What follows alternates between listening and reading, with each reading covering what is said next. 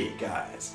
Welcome once again to Demented Robot Games, a channel dedicated to modern board and card games where I make board game reviews for you guys.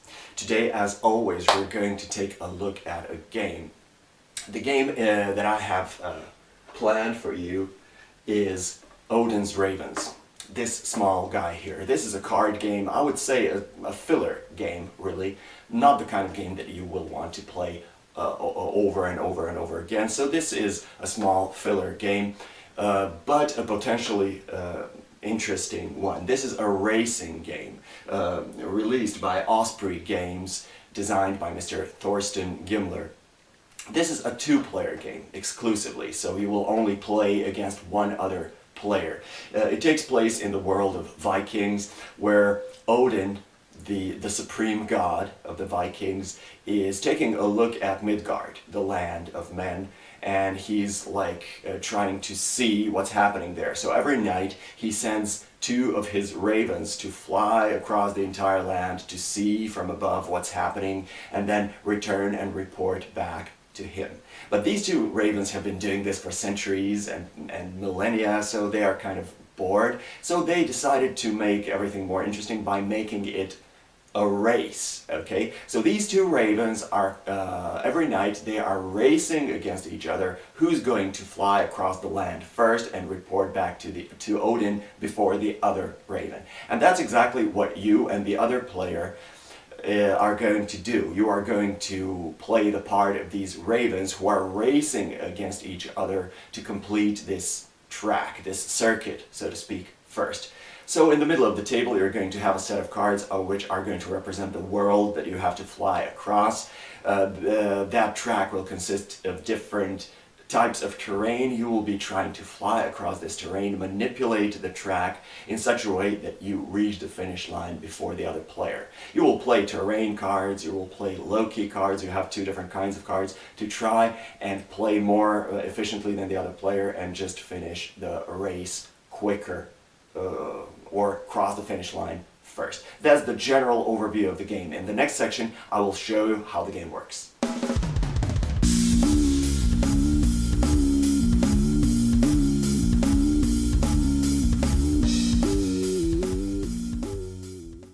Odin's Ravens is a relatively simple game to set up, and mechanically speaking, it's relatively simple to play. Because there isn't a lot of different components here in this game, and also mechanically what you do as a player during your turn is relatively simple.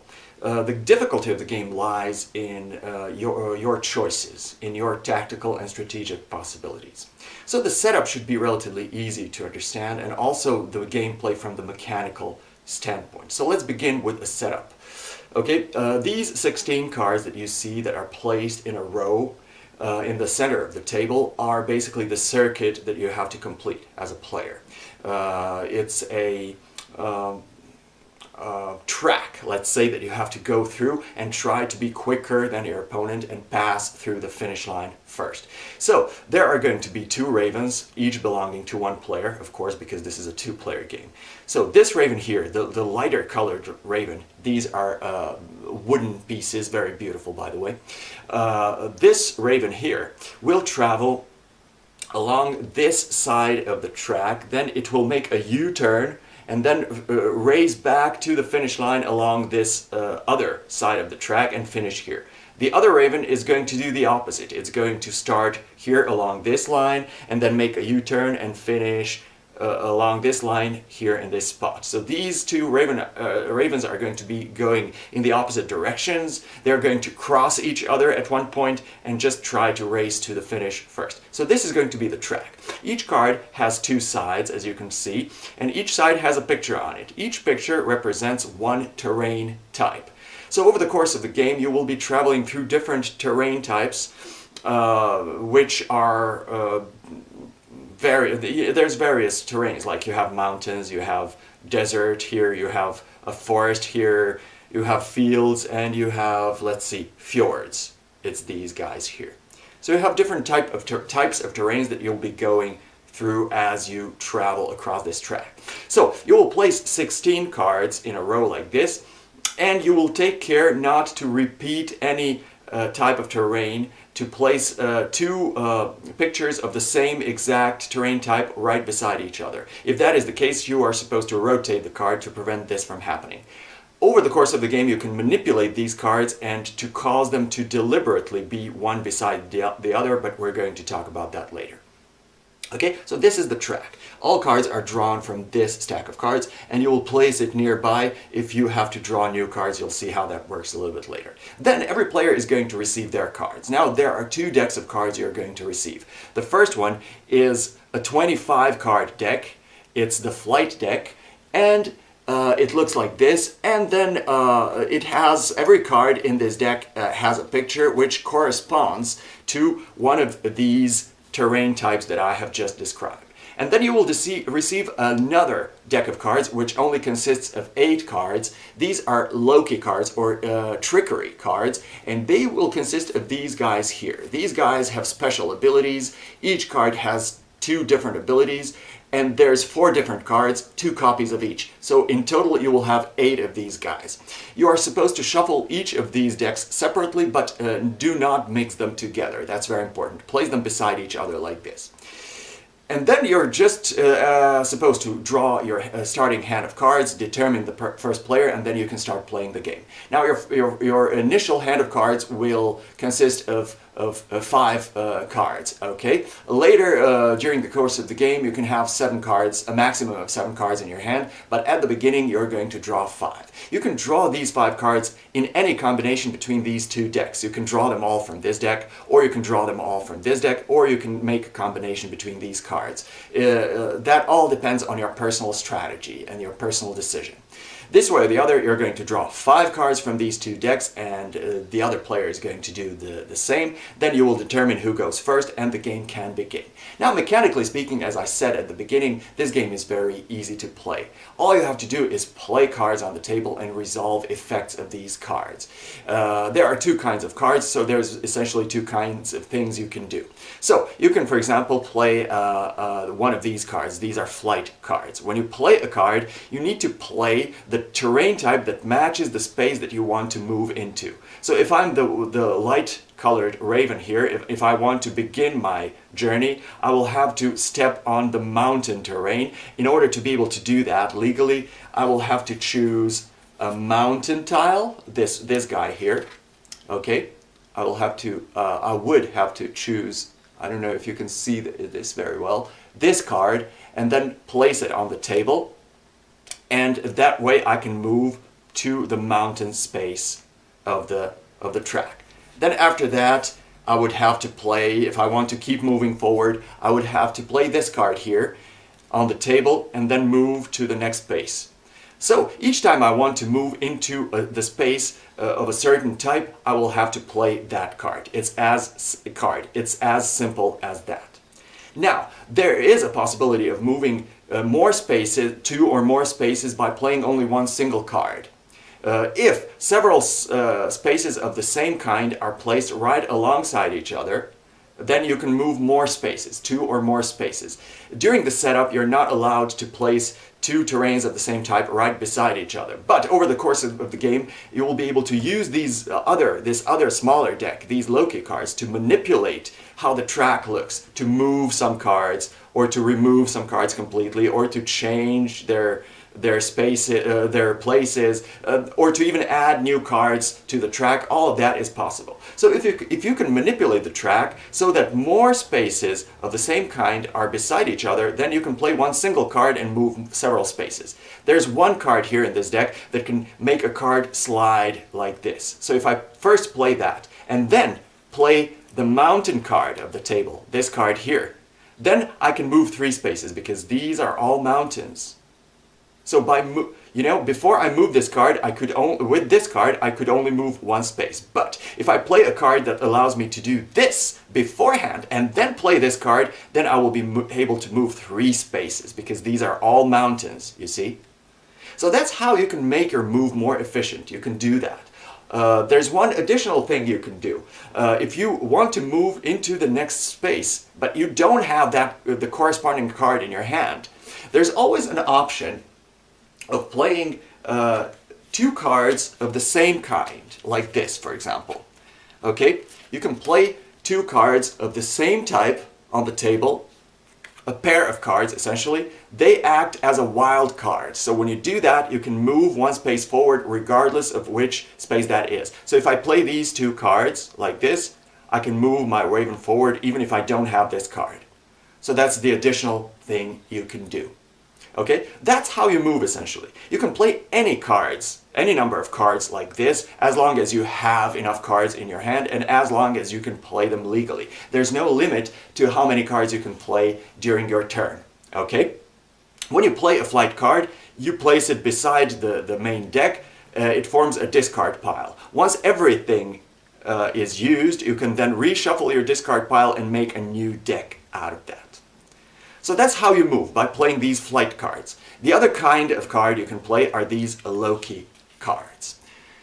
They look like this. As I said, each Loki card has a special ability that you can use. It actually has two abilities. You see, every Loki card has one ability, then you have this line, horizontal line, and then you have another ability on the card. When you play the card, you have to decide which ability you're using the card for, and you have to announce that to your opponent.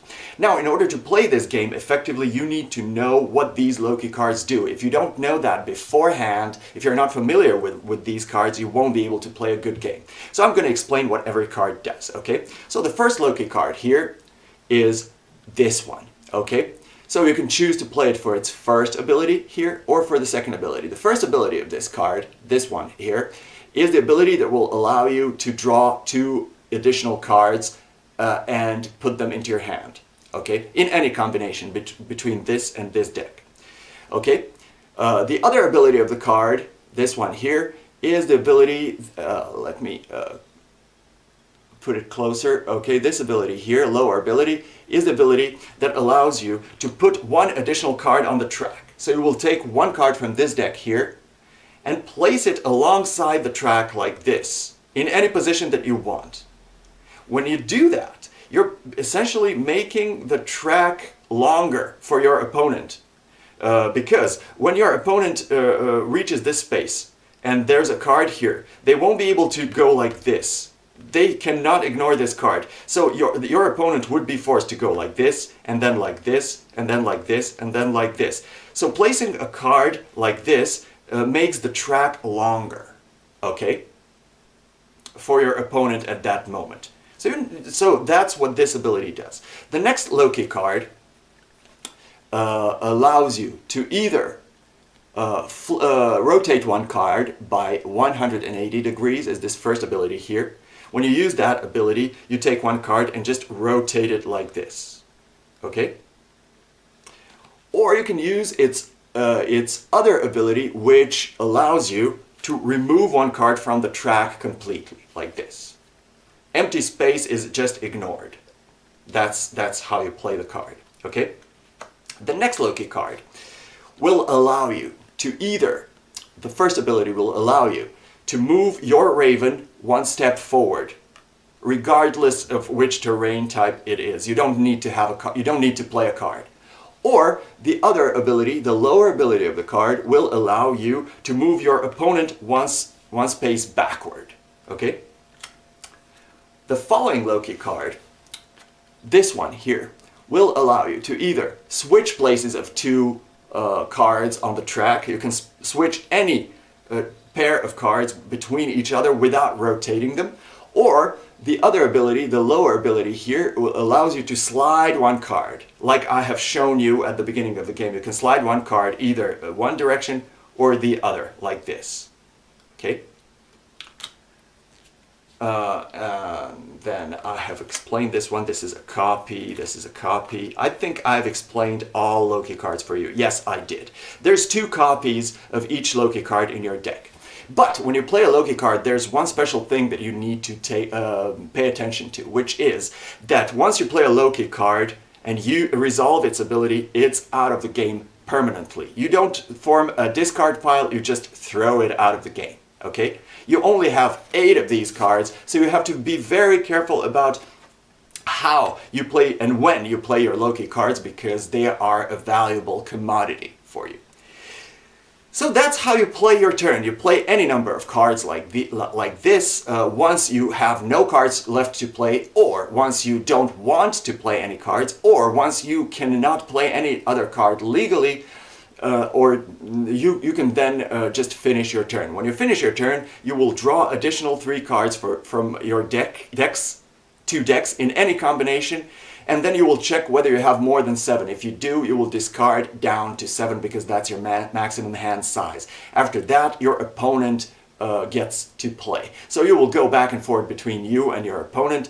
The game ends when one raven reaches the finish line first. If that player was the second player to play, the final player to play, he or she wins immediately. If they were the first player to begin playing the game, then the other player has one more move to perform to try to catch up. If they catch up, if both ravens reach the finish line, then they will compare their hand size. Whoever has most cards in their hand at that moment will be the final winner. If there is still a draw, then you will play one more game to see who the final winner is. And that's how you play the games, this game, my good people. There's nothing more to it. Maybe I have left out a couple of really small details, but that's essentially how you play. Now, in the next section of the video, I will show you, I will tell you my final impressions about this game. So let's do that.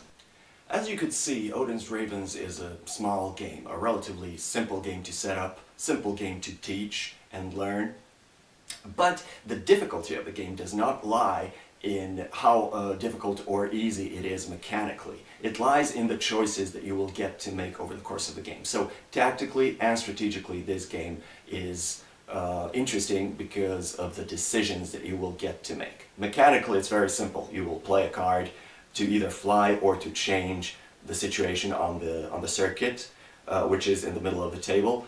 But tactically, strategically, you will have to employ a little bit of thinking to figure out your best and most optimal move when you play.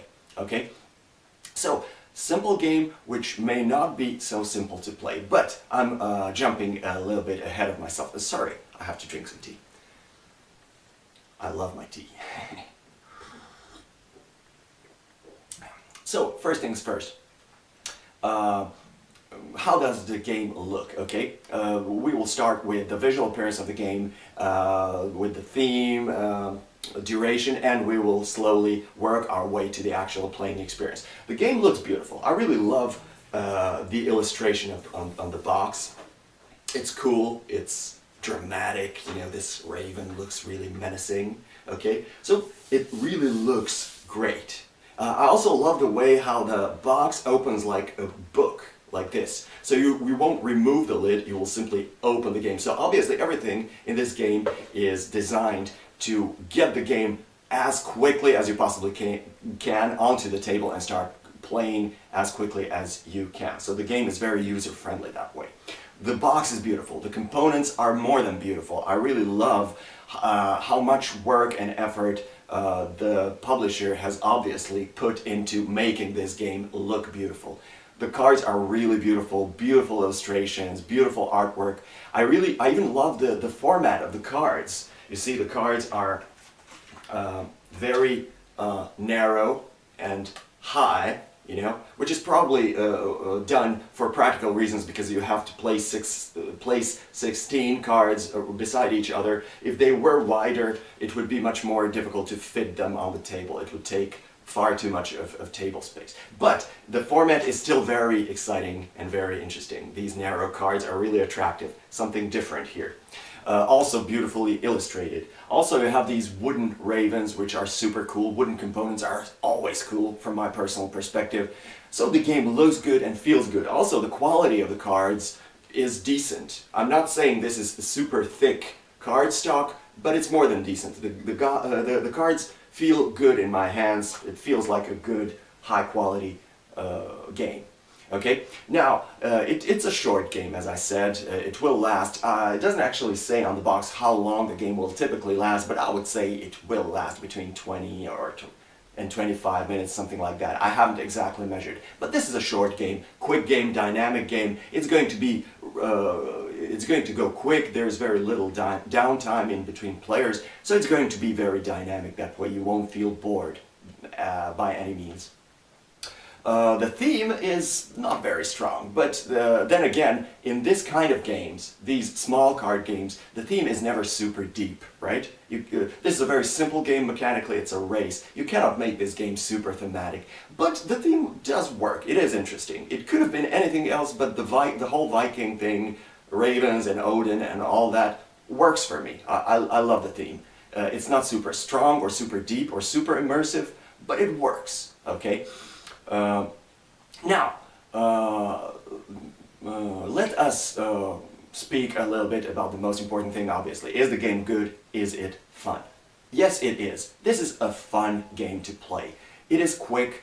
It is a race, so adrenaline is there because you constantly have, it does a really good job of making you feel like your time is running out, right? You only have a short time to complete the circuit and try to be quicker than the opponent. So the adrenaline, the excitement, the pressure is there, and that's what I really love about good games. The pressure, the excitement, the adrenaline. I want to be excited when I play the game, and this game will definitely give you a little taste of this urgency. There's a taste of urgency in this game. Also, tactically and strategically, there are some super interesting decisions that you get to make. Because you have your cards and you can play them all, but if you play them all, you will only draw 3 cards at the end of your turn. Is that enough to make you be able to do anything during your next turn? So you're obviously going to want to save some cards for your next turn so that you can have more combinations in your hand. Also, you only have 8 of these Loki cards, and when you play a Loki card, it's out of the game. So you can only play 8 of those, and you have to be really careful about when the timing when you play the card if you want to play these cards most efficiently. So tactically and strategically, this is actually a very interesting game. Now everything that so it is fun, it is interesting, exciting game to play. I do recommend it, strictly speaking. Of course, this is a small game, this is a filler game. Everything that I've said about this game should be taken from that point of view. This is a game that is supposed to kill some time in between bigger games. This game is not supposed to be the main course of the evening. It's not supposed to be played all the time because it will get repetitive, which brings me to one minor issue with this game. It will become repetitive if you play it side by side, game after game after game for, I don't know, 5 or 6 times. It will start getting a little bit boring, repetitive. But I repeat again, this game was not designed to be played again and again and again. This is a small game, this is a filler game, and from that perspective, from this perspective of what it was designed to do, it does a good job, and I do recommend the game. You should definitely check it out if you can, okay? Thank you for watching this video. I hope I was able to help, and I would really like to thank all of you guys who have subscribed to my channel, who have clicked on that red button. If you haven't done that, what are you waiting for? Click it. Subscribe now. I'm not kidding, okay? Thanks for watching, subscribing, spread the word about the channel. That would really mean a lot. And until the next time, I bid you farewell.